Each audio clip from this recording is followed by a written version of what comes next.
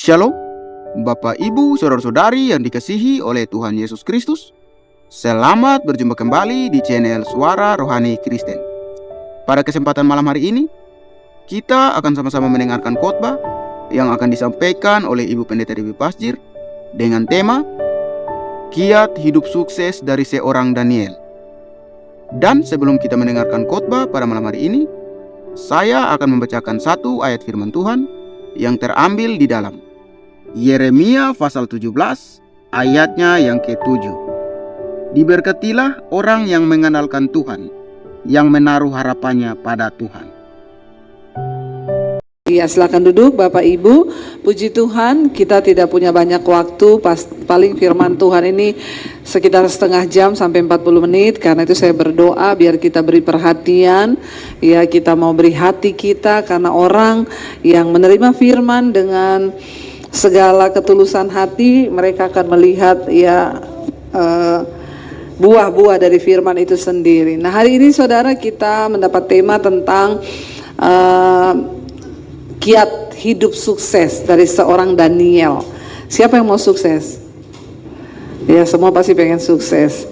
Nah saudara, kita belajar dulu, dan hari ini kita mengambil dari kitab Daniel. Tadi seperti yang disampaikan oleh Bapak Gembala, kita tahu bersama bahwa Daniel itu adalah seorang yang dipilih Tuhan di dalam Alkitab. Dia menjadi seorang tokoh yang kita bisa belajar dari kehidupannya dalam perjanjian lama di kitab Daniel. Ya, bagaimana ceritanya sampai Daniel ini bisa menjadi orang yang dipakai Tuhan begitu luar biasa. Kita tahu bersama, ya, pada tahun yang ketiga zaman pemerintahan Raja Yoyakim di Yehuda, waktu itu Nebukadnezar datang dengan pasukannya dari Babel ke Yerusalem. Mereka menyerbu, mereka mengepung kota itu, dan waktu itu Tuhan menyerahkan Yehuda, Raja Yoyakim itu ke dalam tangan Nebukadnezar. Kita tahu semua siklus dari bangsa Israel itu: berdosa, dihukum, bertobat, dipulihkan, berdosa, dihukum, bertobat, dipulihkan. Ketika itu Tuhan izinkan Nebukadnezar datang dan menyerbu Yehuda, dan Raja Yoyakim pun takluk di bawah Nebukadnezar. Bahkan bukan cuma itu saja, seluruh perkakas dan perbendaharaan di rumah Tuhan dirampok, dibawa oleh Raja Babel itu, yaitu Nebukadnezar, dibawa pindah ke Babel. Semua emas, perak, semua perkakas di rumah Tuhan dibawa ke Babel. Bukan hanya itu, Nebukadnezar berpesan pada waktu itu kepada kepala istananya, yaitu Aspenas, untuk memilih beberapa pemuda dari Yerusalem, dari Yehuda, yang mereka itu punya kelebihan untuk dibawa supaya mereka bisa bekerja di Babel, memajukan negeri Babel, saudara. Nah, ketika pada waktu itu kita tahu bersama terpilih 3 orang yang namanya cukup viral di kitab Daniel, yaitu Sadrak, Mesak, dan Abednego, dan juga Daniel. Mereka terpilih 3 orang ini di antara banyaknya penduduk di Yehuda. Ternyata mereka ini dipilih untuk diambil menjadi karyawan di istana Babel. Ya, dan ternyata ya bukan main-main. Mereka ini adalah ternyata orang-orang yang hidup takut akan Tuhan. Lalu kita akan memulai, saudara, ya, dan ini kita mulai dari kitab Daniel pasal yang ke-6, ayat yang diberikan oleh gereja sebagai tema pada hari ini. Kita buka bersama, kita baca dari Daniel pasal yang ke-6 ayat yang pertama. Ketika sudah terpilih, saudara, orang-orang ini lalu diangkatlah. Baca bersama. Lalu berkenanlah Darius mengangkat 120 wakil-wakil raja atas kerajaannya. Mereka akan ditempatkan di seluruh kerajaan pada waktu itu di Babel, ya. Membawahi mereka diangkat pula 3 pejabat tinggi, dan Daniel adalah salah satu dari ketiga orang itu. Pada mereka lah para wakil-wakil raja harus memberi pertanggungan jawab supaya raja jangan dirugikan. Saudara, menurut saudara, Daniel ini baru dibawa dari Yehuda, dari Yerusalem, tiba-tiba diangkat raja dipanggil melewati seleksi yang cukup berat loh saudara. Kalau sudah baca di kitab Daniel, mereka diuji dari makanan, mereka di training dulu, dimasukin di satu training, mereka makanannya dikasih yang enak-enak, semua santapan raja. Tapi kita tahu bersama Daniel ya menolak, mereka menolak semua santapan yang enak-enak itu, dan mereka bilang bisa diadu. Ya nanti dilihat IQ-nya, semuanya, kepintarannya, kecerdasannya, nanti diadu. Dan terbukti ternyata mereka ini memang orang-orang yang luar biasa cerdas dan memang dipilih Tuhan saudara. Nah ketika itu didapati maka dipilih 3 orang yang menjadi ya kepala pejabat tinggi ini di Babel. Ya dan salah satu yang terpilih adalah siapa? Daniel. Makanya saya juga mencari suami namanya Daniel. Nggak usah tepuk tangan. Ya, tapi ini bukan dari Babel, dari Solo. Lalu dikatakan terpilihlah Daniel ini membawahi. Ya, lalu ketika dia diangkat menjadi 3 orang yang sebagai pejabat tinggi dan semua wakil-wakil raja ini harus memberi pertanggungjawab. Kira-kira ada yang iri enggak? Sudah biasa begitu. Jangankan di dunia sekuler, di dunia rohani aja banyak ya. Ya begitu saudara. Ya tapi itu sudah biasa. Orang iri itu biasa. Orang kalau iri selalu ingin menjatuhkan. Ya. Jadi saudara lihat, akhirnya Daniel ini menjadi kepala. Ya pasti irilah yang lainnya. Enak aja kita ini orang asli di Babel, udah lama mengabdi sama raja, tiba-tiba datang pendatang baru, lalu bikin heboh. Ya tiba-tiba pendatang baru ini diangkat. Tuhan kalau mengangkat orang itu nggak tanggung-tanggung. Makanya seriuslah dengan Tuhan, jangan main-main. Ya waktu Tuhan mengangkat kita bisa melebihi orang-orang yang sudah belajar ini puluhan tahun. Tiba-tiba datang orang baru yang baru diangkat Tuhan, saudara bisa melampaui berapa tingkat di atasnya. Waktu engkau hidup menghormati Tuhan saudara. Lalu mereka ini iri saudara. Ayat 3 berkata, maka Daniel ini melebihi para pejabat tinggi dan para wakil raja itu, karena ia mempunyai apa? Roh yang luar biasa, dan raja bermaksud untuk menempatkannya atas seluruh kerajaannya. Wow enggak? Bukan cuma wow, wow, wow, wow. 3 kali wownya, amin. Luar biasa saudara. Jangan main-main dengan Tuhan loh. Waktu kau hidup takut Tuhan, rohmu itu luar biasa, hikmatmu itu luar biasa, melampaui orang yang sudah belajar sekolah tinggi, mau doktor, profesor, lewat semuanya, karena kau punya roh yang luar biasa. Ya iri itu biasa. Yang luar biasa itu waktu kau punya roh yang luar biasa. Jadi jangan ikut-ikutan iri. Apalagi iri sama orang yang diurapi Tuhan. Ih capcay deh. Iri kok sama orang yang diberkati Tuhan. Ya capek kau. Kau iri sama orang yang dikenan Tuhan. Buat apa? Yang ada kau yang jatuh sendiri. Jangan iri saudara sama orang. Ya, kemudian para pejabat tinggi dan wakil raja itu mencari alasan dakwaan terhadap namanya orang iri. Pasti ingin menjatuhkan. Lalu cari alasan. Orang benar mau dijatuhkan, saudara capek sendiri. Karena orang benar itu disertai Tuhan. Yang lindungi dia bukan manusia. Yang lindungi dia bukan raja, tapi Tuhan. Dikatakan di sana mereka mencari alasan. Bagaimana ya ini? Kita jengkel nih, orang baru datang dikasih jabatan, diangkat tinggi, mengepalai kita yang sudah bertahun-tahun kita sekolah lama loh. Dia ini siapa? Dari mana? Apalagi dari Yehuda datang ke sini, itu kan negerinya musuh, minoritas, ya, bukan pribumi. Lalu saudara, apa yang terjadi? Mereka mencari alasan supaya Daniel itu didakwa, tapi mereka tidak mendapat alasan apapun atau suatu kesalahan, sebab ia setia dan tidak didapati suatu kelalaian atau suatu yang salah padanya. Tidak ada. Gimana ya mau jatuhkan dia ini? Maka berkatalah orang-orang itu, kita tidak akan mendapat suatu alasan dakwaan terhadap Daniel ini, kecuali dalam hal ibadahnya kepada Allah. Bayangkan loh orang kalau iri, sampai urusan ibadah aja dijadikan alasan. Ya, benar nggak saudara? Ya, ibadah kita, pelayanan kita, itu dicari-cari sama orang-orang iri, supaya kita ini jatuh. Dia pikir dia bisa menjatuhkan kita. Kalau Tuhan yang mengangkat, tidak ada yang bisa merendahkan kita. Lalu dalam hal ibadah mereka dapat. Ayat yang berikutnya di sana dikatakan apa? Kemudian bergegas-gegaslah para pejabat tinggi itu dan wakil raja itu menghadap raja serta berkata kepadanya, ya Raja Darius, kekalah hidup tuanku. Ya, jadi rajanya itu pada waktu itu ya namanya Darius. Nebukadnezar itu adalah julukan untuk Raja Babel. Tapi rajanya namanya Darius, bukan namanya Nebukadnezar, saudara. Makanya ada Nebukadnezar 1, Nebukadnezar 2, ya tetapi rajanya ini namanya Darius. Biar saudara nggak bingung, saya kasih tahu. Biar tidak bingung.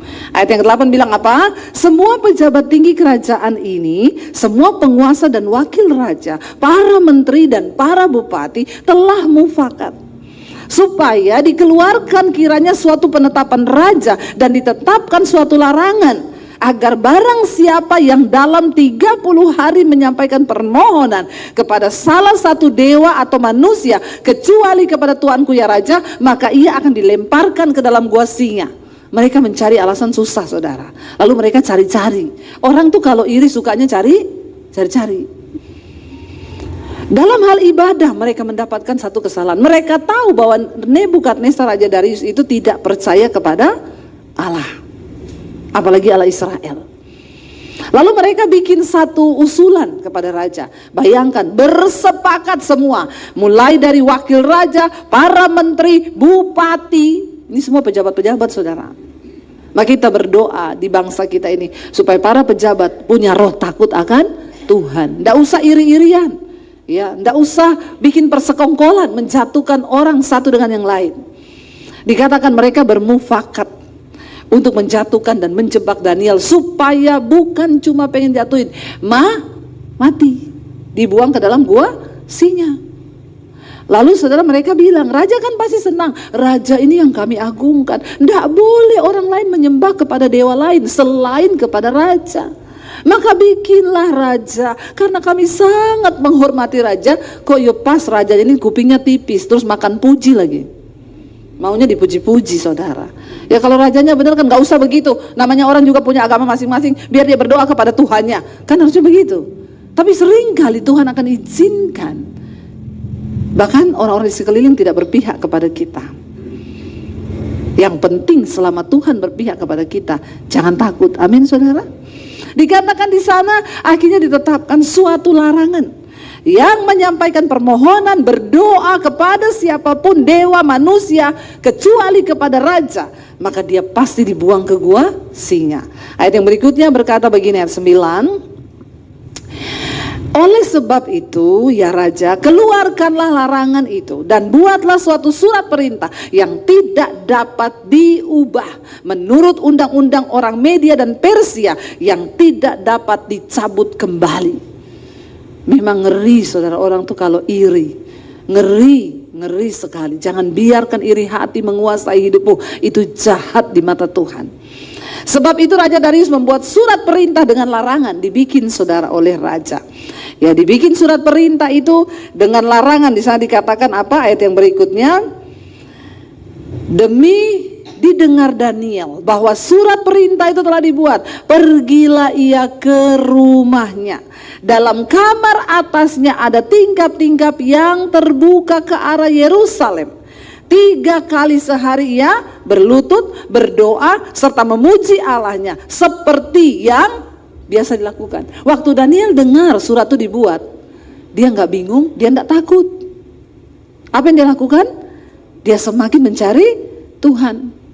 Hari-hari ini banyak yang bingung, banyak yang takut melihat keadaan zaman, saudara. Sekarang lagi viral drone-drone yang bertebaran di beberapa negara bagian di Amerika. Banyak bermunculan tuh drone-drone yang kayak api. Bahkan yang viral kemarin, ada satu drone yang berbentuk api muncul di New Jersey, dan drone-nya bisa bicara sama orang. Dia bilang, you know Jesus, Jesus love you, Jesus love me. Ya, hati-hati. Tuhan Yesus berkata, di akhir zaman akan banyak tanda-tanda. Ya, orang-orang akan melihat tanda di langit, ada salib yang muncul dalam bentuk api. Mereka akan datang dalam namaku, kata Yesus, dan berkata, ada Mesias di sini, ada Mesias di sana. Jangan tersesat. Ya, jangan terpengaruh dengan semua berita-berita itu. Memang mungkin akan ada. Itu adalah Blue Beam Project. Ya, sekarang itu saudara, ada satu teknologi yang begitu canggih, bahkan mereka bisa bikin proyeksi Tuhan Yesus di langit. Dan semua orang akan percaya antikris itu bekerja di akhir zaman. Makanya jangan cuma cari sukses di dunia, tapi cari sukses sampai pada kekekalan seperti Daniel. Amin. Teguhkan imanmu hari-hari ini. Kejar kesuksesan bukan cuma di dunia, tapi sampai pada kekekalan. Ini tips sukses. Kalau kita dengar tips sukses yang dari motivator, nomor 1 bangun pagi-pagi, yang kedua rajin kerja, yang ketiga begini, yang keempat begitu. Mungkin Anda bisa sukses jadi kaya, karena konotasi sukses orang dunia menjadi kaya. Tapi sukses di mata Tuhan, engkau hidup berkenan kepada Tuhan, berkat materi cuma ditambahkan. Bukan itu fokus kita. Fokus kita cari perkenanan Tuhan, materi itu pasti ditambahkan. Bahkan Tuhan sanggup angkat engkau seperti Daniel, dia mengangkat. Waktu hidupmu berkenan, yang Daniel kejar cuma satu, perkenanan Tuhan. Waktu dia mendengar ancaman itu bahwa dia sudah dibikinin surat, wah ini aku kena nih. Tapi apa yang dia lakukan? Dia masuk ke kamarnya, dia berlutut dan berdoa serta memuji Allahnya seperti yang biasa dilakukan 3 kali sehari. Amin saudara. Jangan cuma sibuk mencari cara untuk sukses secara dunia, karena satu saat dunia ini akan berakhir, akan lenyap. Yesus berkata akan muncul tanda-tanda. Saudara, ini mulai diperingatkan lagi ya, badai matahari 2025 akan terjadi. Ini bukan ramalan, ini bukan rekayasa, karena ini terjadi siklusnya setiap berapa ratus tahun sekali. Pernah terjadi tahun 1869, badai matahari pernah terjadi. Tapi yang tahun ini semakin panas dan radiasinya itu diperkirakan magnet bumi tidak bisa menahannya. Sehingga apa yang akan terjadi? Dampaknya tidak akan kita terbakar, tapi beberapa satelit di luar angkasa itu akan meledak dan terbakar. Dan maaf, mungkin konsekuensinya adalah kita hidup tanpa internet. Sudah siap Anda hidup tanpa handphone? Apalagi kaum Gen Z di gereja main handphone. Siap nggak kita hidup tanpa handphone? Saya mau tanya. Yang keluar rumah handphone ketinggalan harus pulang. Karena kalau tidak bawa handphone, separuh jiwaku pergi. Ini bertobat, ya, bertobat. Nggak ada handphone, bagaimana kita bisa hidup? Bayangkan, rasakan tanpa internet, perbankan kacau, saudara tidak bisa terbang, penerbangan nggak ada, dan kita hanya tinggal di rumah saja.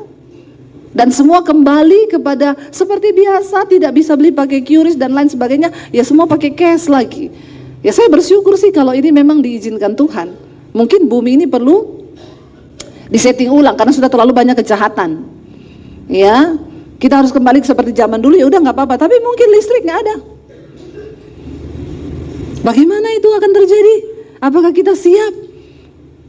Ini yang ingatin bukan main-main loh saudara. Memang pemerintah, tapi NASA sedang mengusahakan katanya supaya ya bisa ditanggulangi. Manusia itu berusaha, tapi kan semua Tuhan yang pegang kendali. Kalau hal itu terjadi, benar-benar terjadi, apa yang harus kita lakukan? Ya, ayo. Yesus berkata di akhir zaman akan banyak hal terjadi. Ada banyak perubahan di matahari, bulan, bintang, dan langit juga. Banyak kuasa-kuasa langit akan bermunculan.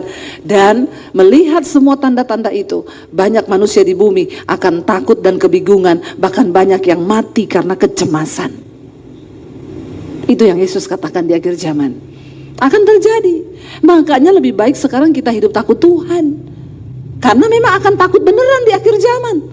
Daripada tunggu takut nanti, lebih baik takut sekarang. Bertobat. Tapi memang sekarang berita tentang pertobatan sudah tidak zaman. Ya, saya kemarin khotbah tuh dipotong orang saudara. Saya ini ya mungkin sudah resiko ya. Resiko kali begitulah ya kalau sudah, saya nggak mau bilang terkenal sih. Walaupun memang iya sih. Tapi saya nggak mau sombong. Saya khotbah apa saudara? Khotbah malam itu jam 10 malam sudah tayang di TikTok itu. Ya ada yang melihatnya dengan positif, ada yang dengan negatif.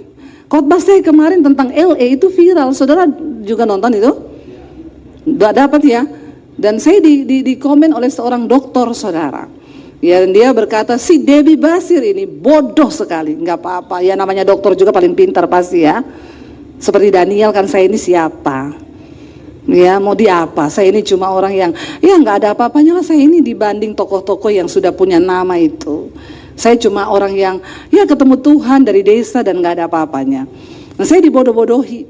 Ya katanya LA itu dihukum Tuhan. Katanya begini, saya tidak katakan di khotbah saya LA dihukum Tuhan. Saya hanya berkata, setelah mereka pesta dan vote tentang Allah itu tidak ada yang memilih, dan mereka tertawa, mungkin inilah negara yang tidak bertuhan. Lalu terjadi, saya berkata di situ, bertobat, jangan engkau meremehkan Tuhan. Saya dibilang goblok. Memang akhir zaman. Berita tentang penghukuman murka Tuhan sudah nggak disukai, tapi saya harus sampaikan. Saudara terima atau tidak terserah. Emang gue pikirin. Tugas saya cuma nyampein. Tuhan masih murka sampai hari ini. Jangan bilang Tuhan udah nggak murka. Ya, jangan memberitakan firman itu separuh-separuh. Oke, kita hidup di zaman kasih karunia, tapi kita perlu belajar perjanjian lama. Dia Tuhan yang tidak pernah berubah. Dia murka atas dosa manusia. Amin. Kenapa sih nggak mau buka hati bahwa itu penghukuman atau itu memang Tuhan izinkan? Apapun yang terjadi di dunia ini kan seizin Tuhan, toh? Saudara percaya nggak? Lah kalau Tuhan izinkan berarti tujuan Tuhan cuma satu, apa? Pertobatan, supaya orang bertobat. Kok seneng banget sih hidup menutupi dosa? Kok nggak suka sih berita tentang pertobatan? Kok nggak suka sih berita tentang penghukuman? Memang akhir zaman berita tentang murka Tuhan, tentang penghakiman itu sudah mulai hilang dari mimbar. Hati-hati saudara. Bahkan ada yang berkata kalau baca Alkitab itu perhatikan episodenya. Saudara sedang hidup di episode yang mana sekarang? Kalau saudara hidup di zaman perjanjian baru, episodenya kasih karunia.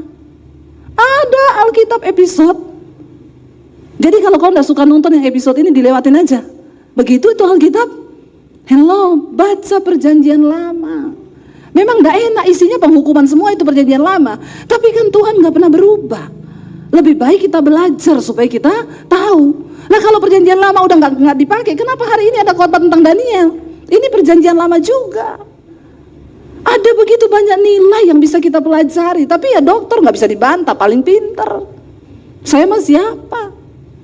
Ditulis itu bodoh, tolol. Ya puji Tuhan. Ya dan semua menghujat saudara. Tidak apa-apa. Memang akhir zaman itu akan terjadi. Pengejek akan bermunculan. Tapi saya akan tetap konsisten memberitakan. Sekalipun saya dibilang pendeta hukum Taurat. Enggak apa-apa saudara. Lebih baik kita menangis sekarang daripada menangis nanti. Itu tugas seorang hamba Tuhan, ingatin jemaat untuk bertobat.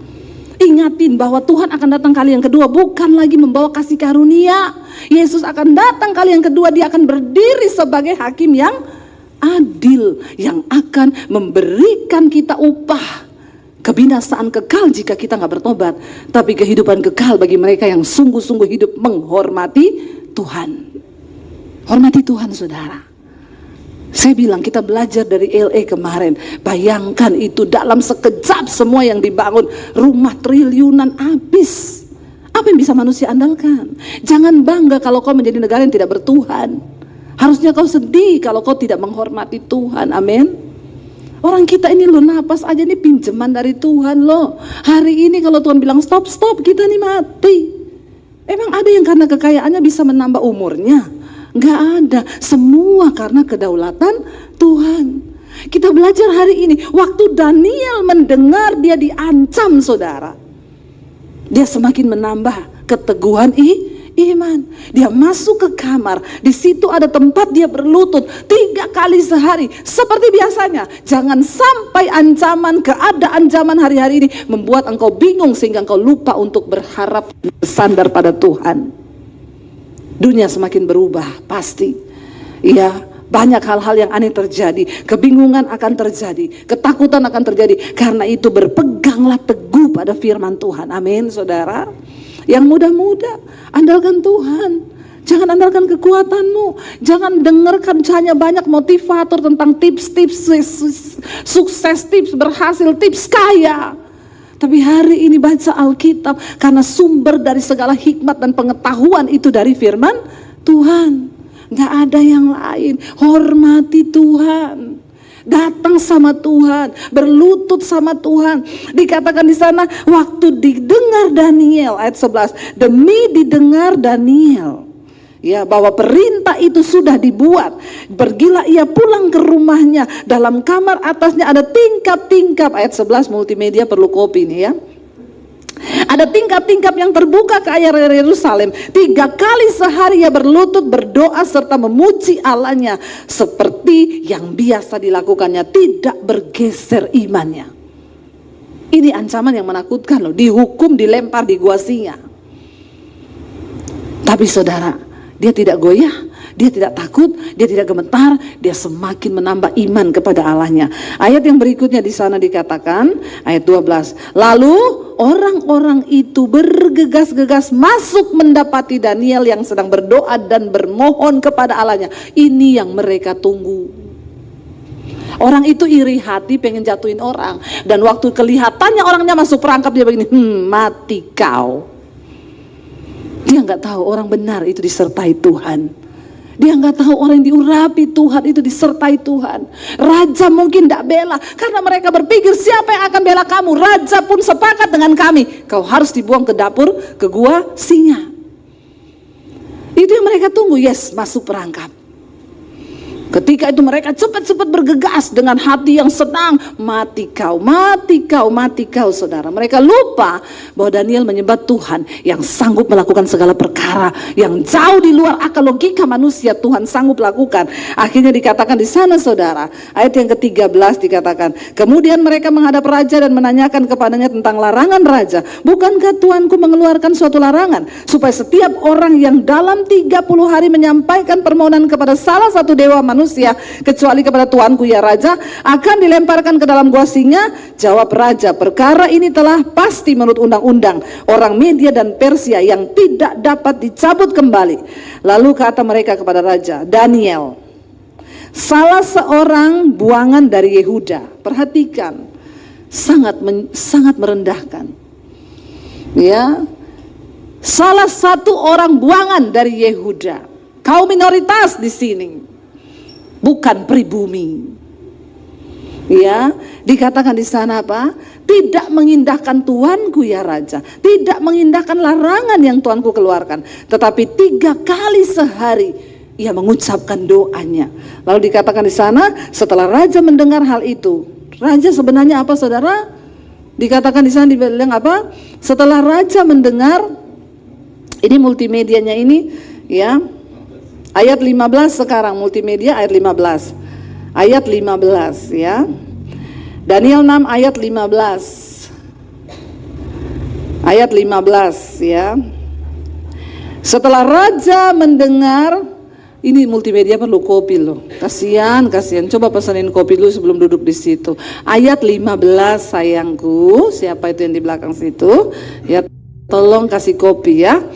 Setelah raja mendengar hal itu, maka apa? Sangat sedihlah ia. Karena raja tahu Daniel ini orang benar. Raja tahu Daniel ini orang yang baik. Raja tahu dia orang pintar. Raja itu tahu kenapa Daniel. Tapi dia terperangkap dengan hukum undang-undang yang sudah dia buat. Raja nggak senang, tapi memang ada orang-orang licik yang karena iri hati pengen jatuhin orang. Dia pikir karena dia lebih pintar, dia pikir karena dia lebih hebat, dia pikir karena dia lebih punya kedudukan, dan dia menyepelekan orang yang diurapi Tuhan, saudara. Dia bilang apa? Setelah raja mendengar hal itu, maka sedihlah, sangat sedihlah, tapi dia tidak bisa buat apa-apa. Karena waktu dia menarik kembali perkataannya, dia menjadi raja yang tidak dapat dipercaya. Lalu ia mencari jalan loh untuk melepaskan Daniel. Raja ini bingung cari jalan bagaimana ya. Tapi dia terjebak dalam situasi. Raja nyanyi, aku terjebak, aku tertipu. Raja ditipu juga sama orang-orang iri, saudara. Dia bingung cari jalan. Bahkan sampai matahari terbenam, ia masih berusaha untuk tolong Daniel. Raja nggak diem, saudara. Dia baru sadar, wah ini pekerjaan iri hatinya mereka ternyata. Tapi bagaimana? Sampai malam. Raja mikir 7 keliling, tapi dia nggak bisa cabut itu perintah. Lalu Tuhan izinkan semua itu terjadi untuk menyatakan kemuliaan Tuhan. Waktu kau menjatuhkan orang benar, Tuhan akan semakin angkat dia tinggi, saudara. Dikatakan di sana ayat yang ke-16. Lalu bergegaslah orang-orang itu menghadap raja serta berkata kepadanya, ketahuilah raja, bahwa menurut undang-undang orang Media dan Persia tidak ada larangan atau ketetapan yang dikeluarkan raja yang dapat diubah. Mereka bahkan bisa mengancam raja loh. Orang iri hati itu ngeri. Kalau ingin jatuhin orang, sampai benar-benar sampai orang itu benar-benar mati baru dia stop. Tapi dia kasihan, dia nggak sadar bahwa hatinya yang penuh kepahitan dan iri hati. Mereka ancam raja, nggak bisa diubah. Akhirnya raja memberi perintah, lalu diambillah Daniel, saudara, lalu dilemparkan ke dalam gua singa. Berbicaralah raja kepada Daniel, Allahmu yang kau sembah, dengan tekun dialah kiranya yang akan melepaskan engkau. Perhatikan, saudara. Ketika itu raja berkata, Multimedia ayat 17, ya, raja memberi perintah. 17 Multimedia sayang, ya. Sesudah itu raja memberi perintah, lalu diambillah Daniel dan dilemparkan ke dalam gua singa. Tapi raja sempat bilang ke Daniel gini, dia bilang, Allahmu yang kau sembah dengan tekun, dialah yang akan melepaskan engkau. Orang yang tidak beriman bisa menyampaikan satu perkataan iman yang luar biasa, karena dia melihat ketekunan iman Daniel. Waktu kau bertahan dengan iman yang teguh, saudara, itu akan dilihat oleh orang-orang yang gak percaya Tuhan. Dan mereka akan melihat, wow, Tuhannya luar biasa. Dan apa yang terjadi, saudara, di sana dikatakan, ya, ayat yang ke-18, maka dibawalah sebuah batu dan diletakkan pada mulut gua itu. Lalu raja mencap itu dengan cincin materainya, dengan cincin materai para pembesarnya, supaya dalam hal ini Daniel tidak dibuat perubahan apa-apa. Nggak boleh berubah. Kalau cincin materai sudah dicap, ketentuan sudah terjadi, hukum harus dijalankan. Dan apa yang terjadi, saudara, dikatakan di sana, lalu pergilah raja ke istananya dan berpuasalah ia semalam-malaman itu. Raja bersedih. Zaman dulu orang kalau berpuasa itu tanda dia merendahkan diri, dia bersedih, ya, ia tidak menyuruh datang penghibur-penghibur, dan ia tidak dapat tidur. Bayangkan loh, saudara, orang yang berkuasa pun satu kali diizinkan Tuhan gak bisa tolong kita. Makanya jangan berharap pada manusia, berharaplah hanya kepada Tuhan. Kalau kita baca di sini, raja tuh niat banget menolong, tapi apa daya, aku nggak bisa. Semuanya sudah terjadi, dia nggak bisa tidur, dia berpuasa, nggak panggil penyanyi, berkabung karena seorang Daniel yang dia kasihi akan mati hari itu. Tapi dia tidak tahu Tuhan itu berperkara luar biasa.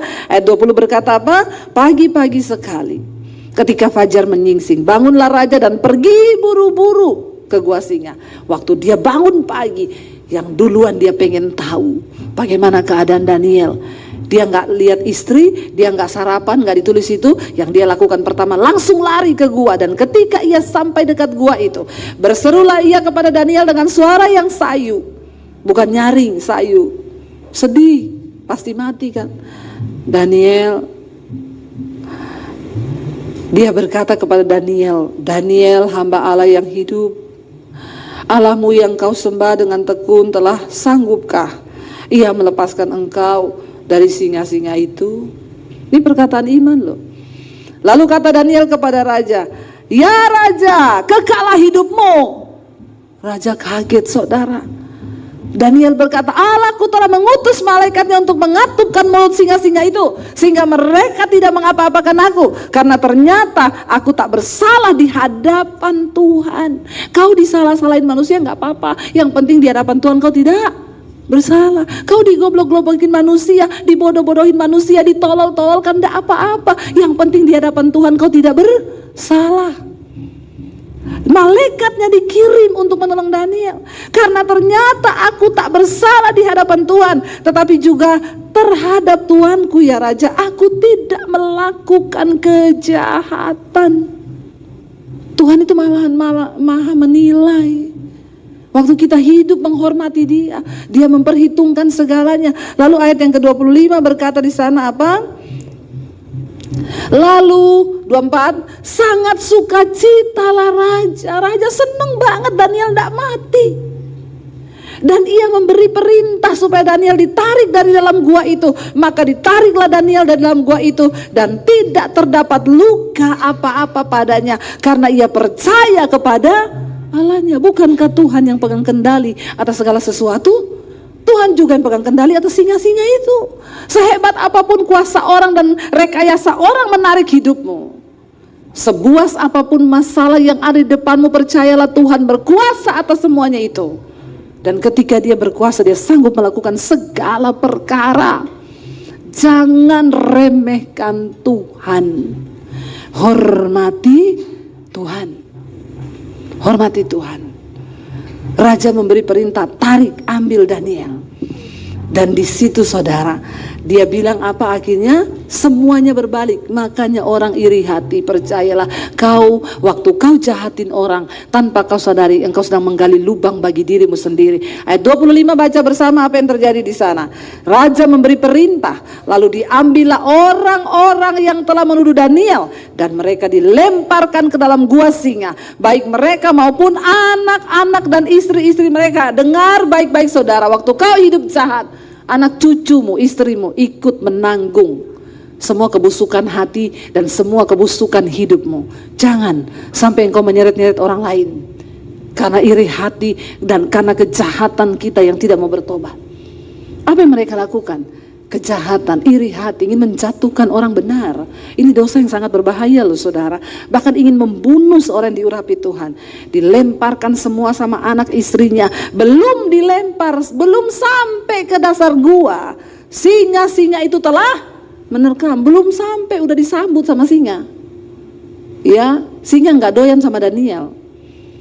Karena nggak berbau daging Daniel itu. Soalnya doa terus. Jadi manusia roh. Ya, nanti ini dipotong lagi, Bu Debbie itu sesat. Nah ini, seringkali ya saudara, ya itulah, jangan nonton khotbah potong-potongan ya. Lalu dilemparkan ke dalam gua singa, belum sampai mendarat tubuh mereka udah diterkam sama singa. Bahkan meremukkan tulang-tulang mereka. Ngeri sekali waktu kita ini hidup tidak mengandalkan Tuhan.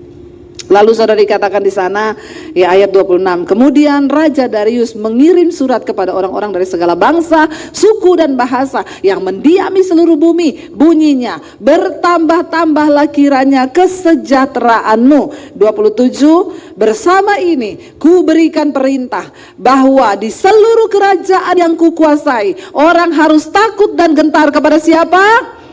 Wow, Allahnya Daniel. Sebab dialah Allah yang hidup, yang kekal untuk selama-lamanya. Pemerintahannya tidak akan binasa dan kekuasaannya tidak akan berakhir. Dari seorang yang tidak mengenal Allah, dari seorang yang jahat, bisa keluar kata-kata yang memuliakan nama Tuhan. Karena ada seorang Daniel yang mau hidup takut akan Tuhan. Dan dia melepaskan dan menolong dan mengadakan tanda dan mujizat di langit dan di bumi. Dia yang telah melepaskan Daniel dari terkaman, dari cengkraman singa-singa. Dan Daniel ini mempunyai kedudukan tinggi pada zaman pemerintahan Darius dan pada zaman pemerintahan Kores orang Persia itu. Waktu kau cari kesuksesan dunia dan kau tidak peduli dengan Tuhan, mungkin kau akan dapat kesuksesan dunia, tapi kebinasaan selama-lamanya. Tapi waktu kau cari perkenanan Tuhan, maka kemuliaan, jabatan, kehormatan, harta, apapun yang tidak kau pikirkan, itu akan diberikan Tuhan bagi orang-orang yang setia kepada Dia. Amin. Kita bangkit berdiri bersama saudara. Biarlah hari-hari ini menjelang kedatangan Tuhan kali yang kedua, kita semakin menetapkan hati untuk sungguh-sungguh percaya pada Tuhan. Bapak, Ibu, saudara-saudari yang dikasihi oleh Tuhan Yesus Kristus, kita telah bersama-sama mendengarkan khotbah yang telah disampaikan oleh Ibu Pendeta Debbie Pasir dengan tema Kiat Hidup Sukses dari Seorang Daniel. Kiranya lewat khotbah yang telah kita dengar pada malam hari ini memberkati setiap kita orang percaya. Dan di akhir video ini, kita akan sama-sama menyaksikan suatu renungan firman Tuhan yang akan disampaikan oleh Ibu Cornelia. Selamat menyaksikan. Tuhan Yesus memberkati. Pada malam hari ini mari kita kembali lagi mau merenungkan firman Tuhan, di mana dalam Amsal pasal yang ke-11 ayat yang ke-19, di situ ayat yang ke-19 dia katakan, siapa berpegang pada kebenaran yang sejati menuju hidup, tetapi siapa mengejar kejahatan menuju kepada kematian. Bap mama, anak-anak yang diberkati oleh Tuhan, pada malam hari ini mari kita bisa membedakan mana menuju hidup dan mana yang menuju kepada kematian. Kita bisa tahu persis bahwa siapa yang berpegang pada kebenaran yang sejati menuju kepada hidup yang kekal. Di mana firman ini mengajari kepada kita memegang kebenaran yang sejati menuju hidup. Semua orang mau cari hidup, ada yang mau supaya dia hidup di dalam rel dan kebenaran, ada yang mau hidup di dalam kasih dan anugerah daripada Tuhan. Dia tidak berkumpul dengan orang-orang yang jahat, karena orang-orang yang jahat menuju kepada kematian. Dengan demikian, pada saat malam hari ini, mari kita melihat akan apa yang dikejar oleh orang fasik. Ternyata itu adalah menuju kepada kematian. Bap mama, saudara sekalian, anak-anak yang diberkati oleh Tuhan, di dalam ayat yang ke-20 di situ dia katakan, orang yang serong hatinya adalah kekejian bagi Tuhan, tetapi orang yang tidak bercela jalannya dikenan olehnya. Orang yang hatinya tidak terbagi di dalam hidupnya berkenan kepada Tuhan, dia diberkati dan dia mau supaya dia menuju kehidupan yang kekal. Mari kita hidup berkenan kepada Tuhan. Kita mau menuju kepada kehidupan yang kekal. Mari berbuat banyak kebaikan. Orang yang hidup menuju kepada hidup yang kekal, belajar takut akan Tuhan, membenci kepada kejahatan, maka hidupnya dirangkul, dijaga dan dipelihara seperti biji matanya Tuhan. Bap mama, saudara sekalian yang diberkati oleh Tuhan, keinginan orang benar mendatangkan bahagia semata-mata, harapan orang fasik mendatangkan murka. Mari kita berbuat banyak kebaikan dan kita dikatakan berbahagia kalau kita hidup bersama dengan Tuhan. Di dalam ayat yang ke-24 ada yang menyebar harta tetapi bertambah kaya. Ada yang menghemat secara luar biasa namun selalu berkekurangan. Bap mama, anak-anak yang diberkati oleh Tuhan, Tuhan katakan orang yang pelit tidak akan memiliki kerajaan surga. Mari kita siap banyak memberi. Dalam Amsal pasal 11 ayat yang ke-25, siapa yang memberi berkat diberikan kelimpahan. Siapa memberi minum, ia sendiri akan diberi minum. Tuhan kita itu membuat bagaimana caranya supaya hidup kita diberkati. Orang yang hidup bersama dengan Tuhan, minta apa saja pasti Tuhan akan menjawab. Yang kita tidak minta sekalipun Tuhan memberikan kepada kita. Apalagi siang, malam, pagi, petang. Kalau kita melakukan yang benar, berkenan di hati Tuhan, maka yang kita tidak minta pun Dia memberikan kelimpahan bagi kita. Karena sumber yang ada adalah datang daripada Tuhan. Tuhan adalah tempat pelarian, tempat pengaduan, tempat pengungsian bagi kita yang percaya kepada Tuhan.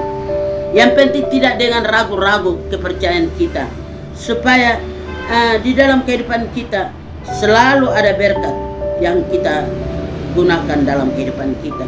Yang penting kita tidak boleh melupakan Tuhan dalam segala rencana. Sehingga di dalam ayat yang ke-26, siapa yang menanam gandum, dia dikutuki orang, tetapi berkat turun di atas kepala orang yang menjual gandum. Berkat itu selalu ada kalau kita mengutamakan Tuhan, mengandalkan Tuhan, karena Dia sumber berkat dalam kehidupan kita. Mari kita berpengharapan kepada Tuhan, sebab Dialah segala-galanya bagi kita, baik di bumi dan di sorga. Tuhan kita, Tuhan yang luar biasa dalam kehidupan kita, yaitu Dia membuat banyak mujizat.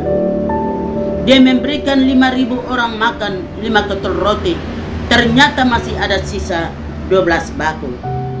Bap mama, anak-anak yang diberkati oleh Tuhan, Tuhan kita yang kaya itu, siapa yang menggantungkan pengharapannya kepada Tuhan, dia tidak akan kekurangan apapun dalam hidupnya. Tetapi dia selalu menuai berkat-berkat Tuhan di dalam hidupnya. Sampai anak cucu pun akan merasakan berkat daripada Tuhan.